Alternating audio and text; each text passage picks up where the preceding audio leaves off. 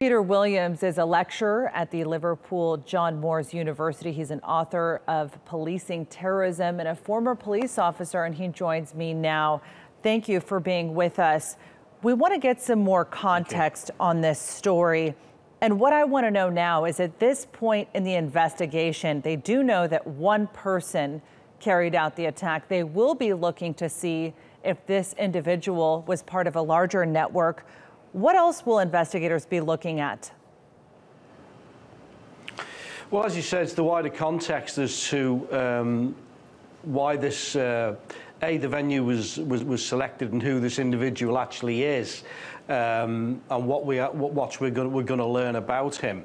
In respect, once we know that, that will tell us an awful lot more, and it's the intelligence services at the moment in that particular area of the investigation that hold the key to revealing why that particular venue was selected in Manchester at that particular time, which I actually think is symbolic, and of course as to who this individual is. And you mentioned initially in your introduction correctly, is this person acting alone, which I think is unlikely, or is he likely to be part of a more sophisticated network of people, which I think is likely to be the case, and I think we will see that revealed in the next few days once the intelligence services have pooled their resources and have been able to compile a realistic profile as to what's actually happened here.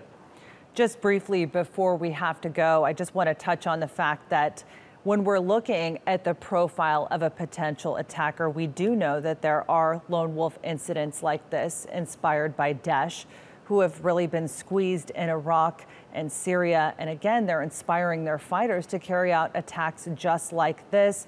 Talk to me a little bit about the profile of the potential attacker and what there is to learn for security at a venue like this.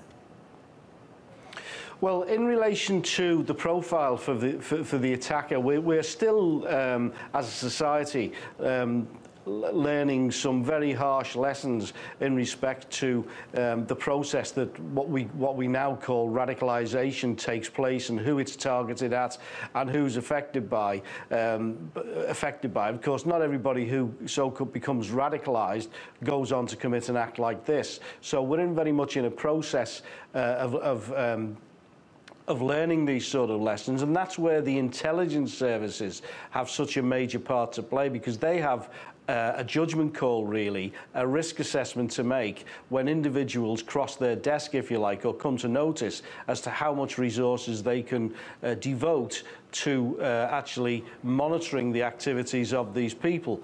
There's so many options open for them, like online, social media, etc., etc. But in respect to this particular venue, I actually think it's symbolic that it's in the middle of a general election campaign. Absolutely.